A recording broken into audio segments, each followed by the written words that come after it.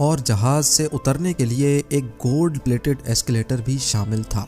ये आलीशान लगेज उसी एयरक्राफ्ट में नहीं आया जिसमें वो खुद सवार थे, बल्कि ये लगेज 7 अलग अलग एयरक्राफ्ट्स में इंडोनेशिया ट्रांसपोर्ट किया गया था जो किंग के जहाज के आगे पीछे थे। हाय हेलो नमस्ते जी, सत श्री अकाल, अस्सलाम वालेकुम। आज ना सऊदी के जो किंग हैं सलमान, अपन उनको देखने वाले हैं कि वो ट्रैवल कैसे करते हैं अपने स्टाइल, जज्बे, रुतबे के साथ। और मैं बहुत एक्साइटेड हूँ देखने के लिए, क्योंकि यार मैंने कभी वो वाली लाइफस्टाइल ना तो एक्सपीरियंस करी है, ना मैं कभी दुबई या फिर सऊदी गई हूँ। बेसिकली किसी भी इस्लामिक कंट्री में अभी तक जाना हुआ नहीं है जहाँ पर ऐसे रुतबे के साथ लोग रहते हो। एंड ही इज तो ऑब्वियसली ही इज किंग, तो उनकी किंग साइज लाइफ अपन यहाँ पे बैठ करके देख सकते हैं। अपने से ज्यादा किस्मत वाला होगा क्या कोई कि अपने पास यूट्यूब ऐप है। It's crazy. I feel fortunate man कि इतना सब देखने मिल जाता है हमको इधर। एंड यार राजा की लाइफ अलग ही होती है and we are much interested in watching it कि भाई साहब शेरों के साथ चलते होंगे, है ना, ऐसा होता होगा ना। चलो ठीक है यार, मैं तो खुद ही अजम्पशंस बनाए जा रही हूँ दिमाग में, कैसे कैसे घोड़े गाड़ियां होंगे इनके पास। ज्यादा ख्याली पुलाव बनाने से अच्छा है वीडियो को स्टार्ट करते हैं। पर उससे पहले अगर आपने मुझे इंस्टाग्राम पे फॉलो नहीं किया है तो follow, the link is given in the description. Nidhi Sharma मेरा नाम है, इंडिया से मैं हूँ। आपको मेरे वीडियोस बड़े कॉमेडी लगने वाले हैं इंस्टाग्राम पे, थोड़े ना नॉटी कंटेंट भी होता है उधर। तो अगर if you are not into that sort of thing ना, just don't follow, just don't go on Instagram. Saudi king Salman दुनिया में कहीं भी सफर करते हैं तो उनके साथ उनके 800 नौकर भी साथ ही जाते हैं, जिसमें से 150 तो उनके प्राइवेट शेफ हैं।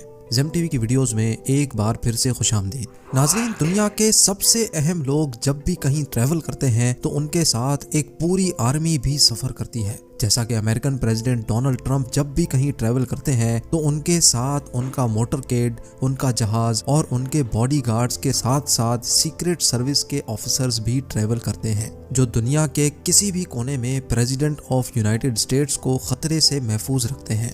अगर प्रेसिडेंट ऑफ यूनाइटेड स्टेट्स के अलावा कोई और शख्स सफर के दौरान इस तरह का प्रोटोकॉल एंजॉय करता है तो वो है सऊदी किंग सलमान बिन अब्दुल अजीज। दुनिया की तमाम सल्तनतों में सबसे अहम तख्त के बादशाह सलमान बिन अब्दुल अजीज मुश्तरका तौर पे 1.4 ट्रिलियन डॉलर यानी 1,05,000 अरब रुपयों के मालिक हैं। किंग सलमान दुनिया में कहीं भी ट्रैवल करते हैं तो पूरी दुनिया को पता चलता है कि वाकई कोई ट्रैवल कर रहा है। किंग सलमान को दुनिया के किसी भी कोने में किसी भी किस्म की तकलीफ का सामना ना करना पड़े, इसलिए उनके साथ दर्जनों हवाई जहाज, उनके अपने सर्वेंट्स, शेफ्स, फैमिली मेंबर्स और हत्ता के उनके प्रोटोकॉल की गाड़ियां भी किंग सलमान के साथ ही सफर करती हैं।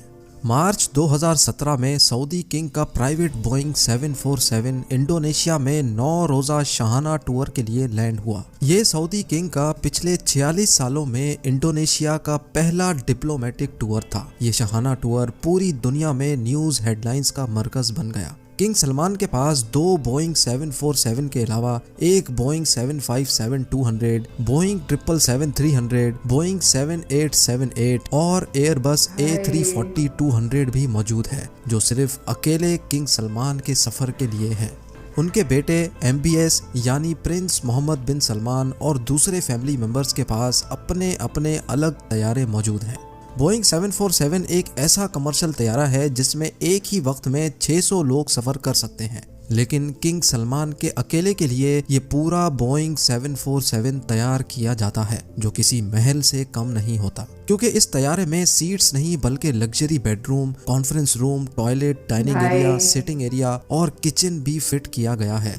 कुल मिलाकर बात की जाए तो किंग सलमान को सफर के दौरान बिल्कुल भी महसूस नहीं होता कि वो अपने महल में है या हवाई जहाज में, क्योंकि उनके तमाम प्लेन किसी भी महल से कम नहीं। लगेज की बात की जाए तो एक आम आदमी हवाई जहाज में सफर के दौरान मुश्किल से 20 किलो का लगेज कैरी करता है, लेकिन किंग सलमान तो आखिर किंग हैं। उन्होंने अपने इंडोनेशिया के टूर पे 506 टन का लगेज कैरी किया। जी हाँ, पूरे 5,06,000 किलोग्राम, जिसमें उनकी 2 प्राइवेट लेमोजीन और जहाज से उतरने के लिए एक गोल्ड प्लेटेड एस्केलेटर भी शामिल था।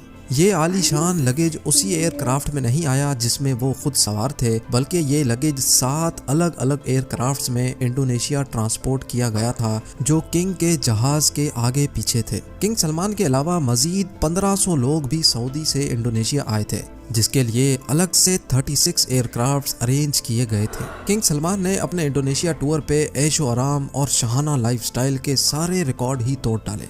जिस कार्गो कंपनी ने ये सारा सामान सऊदी से इंडोनेशिया ट्रांसपोर्ट किया था, उनके मुताबिक इस सारे अमल में उन्होंने 570 वर्कर्स की मदद हासिल की और इतने कम टाइम पे ये कार्गो किंग के साथ ही इंडोनेशिया ट्रांसपोर्ट किया। सऊदी किंग के शाहाना सफर की ये कोई पहली दास्तान नहीं थी। उनके जापान के सिर्फ 4 दिन के टूर के लिए सऊदी अरब से 2 गोल्डन एस्केलेटर्स, 10 एयरक्राफ्ट्स और 100 लेमोजीन कार्स किंग सलमान के साथ जापान गई थी। और जापान में रिहाइश के लिए किंग सलमान और उनकी पूरी टीम के लिए टोक्यो के सबसे बेहतरीन होटल्स में 1200 लग्जरी स्वीट्स बुक करवाए गए थे। चंद 5 स्टार होटल्स को तो पूरा ही खाली करवा के उनमें सिर्फ किंग सलमान के लोग और रिश्तेदारों को रहलाया गया था। किंग सलमान के फ्रांस के टूर पे भी तकरीबन 400 लग्जरी कार्स उनके प्रोटोकॉल के लिए हायर की गई थी। इतना ज्यादा प्रोटोकॉल तो प्रेसिडेंट्स को भी नहीं मिला करता। रशियन प्रेसिडेंट व्लादिमीर पुतिन, जो दुनिया के सबसे महफूज तरीन इंसान समझे जाते हैं, जब किंग सलमान रशिया उनसे मिलने गए तो वो अपने साथ 1000 किलोग्राम खाना भी साथ ले गए थे। ना सिर्फ इतना, बल्कि उनके साथ शाही फर्नीचर और कारपेट्स भी सऊदी से लाए गए थे। जब किंग सलमान की रॉयल टीम मॉस्को शहर में आई तो शहर के 2 सबसे बड़े होटल्स को खाली करवा लिया गया। जिन लोगों की पहले से बुकिंग्स मौजूद थीं, उनको भी कैंसिल करवा के किंग और उनकी टीम को वहां रहलाया गया। सिर्फ 4 रातों के इस ट्रिप पर किंग सलमान के $3 मिलियन यानी 22 करोड़ रुपए खर्च हो गए, जो उन्होंने आंख बंद करके दे दिए। किंग सलमान जहां जाते हैं वहां अपना पूरा महल अपने साथ ले जाने की वजह से खासे मशहूर हैं। इतना ज्यादा खर्चा और ताम जाम करने के बावजूद भी किंग सलमान का गोल्डन एस्केलेटर जहाज से उतरने के दौरान पूरे मीडिया के सामने ही खराब हो गया, जिसकी वजह से किंग सलमान को काफी शर्मिंदगी का सामना भी करना पड़ा। लेकिन बिल आखिर उनको अपनी टांगों की मदद से ही बकाया सीढ़ियां उतरना पड़ी। 2014 में जब किंग सलमान अमेरिकन प्रेसिडेंट बारक ओबामा से मिलने गए तो उस ट्रिप पर भी वो हल्के ना पड़े। वॉशिंगटन डीसी के मशहूर 4 सीजन्स होटल के तमाम 222 के 222 कमरे न सिर्फ बुक करवा लिए गए थे, बल्कि पूरे होटल को एक ही झटके में महल बना दिया गया था। किंग सलमान के वॉशिंगटन डीसी पहुंचने से पहले ही 4 सीजन्स होटल को पूरा गोल्डन कर दिया था। सऊदी से खास गोल्डन सामान मंगवाया गया, जिसमें golden furniture, carpets, lamps, bedsheets, golden chairs और हत्ता के गोल्डन हेयर ट्रैक्स भी सऊदी से मंगवाए गए। बात यहाँ तक पहुँच गई थी कि होटल की पार्किंग में भी रेड कारपेट्स बिछाए गए थे ताकि किंग सलमान को अपने पैर भी जमीन पर ना रखने पड़े। ये तो हुई सऊदी किंग की दास्तान। अपने बाप के रास्ते पर चलते हुए सऊदी प्रिंस भी किसी से कम नहीं। जब प्रिंस मोहम्मद बिन सलमान लॉस एंजलिस गए तो उन्होंने भी 4 सीजन्स होटल के पूरे 285 स्वीट्स बुक करवा लिए। ना सिर्फ स्वीट्स बल्कि पूरे होटल को अरेबिक टेस्ट भी दे दिया गया। ग्लोब लाइट से लेकर होटल का मेन्यू तक तब्दील करवा दिया गया था, और वो भी सिर्फ चंद रातों की खातिर। इस पूरे ताम जाम में मोहम्मद बिन सलमान के $2 मिलियन यानी 15 करोड़ रुपए खर्च हो गए। लेकिन हैरत की बात ये थी कि मोहम्मद बिन सलमान खुद एक भी रात इस होटल में नहीं रहे, बल्कि उन्होंने अपने लिए एक अलग प्राइवेट पैलेस बुक करवाया था। ये पूरे 285 स्वीट्स का होटल सिर्फ उनके साथ आई टीम के लिए बुक करवाया गया था। और ये टूर भी मोहम्मद बिन सलमान की दौलत की नुमाइश का पहला टूर नहीं था। 2014 में भी एक ऐसा ही टूर क्राउन प्रिंस ने मालदीव्स का किया था, जब उनके लिए पूरे 3 आइलैंड्स बुक करवाए गए थे। वहां तशरीफ लाने के लिए मोहम्मद बिन सलमान एक प्राइवेट यॉट में सवार थे, जिसके आसपास उनके बॉडीगार्ड्स की एक आर्मी भी मौजूद थी। मालदीव्स के उन 3 आइलैंड्स पर क्राउन प्रिंस और उनके खास लोगों के अलावा किसी और को भटकने की भी इजाजत नहीं थी। इस टूर पे मोहम्मद बिन सलमान के $30 मिलियन यानी 225 करोड़ रुपयों का खर्चा हुआ।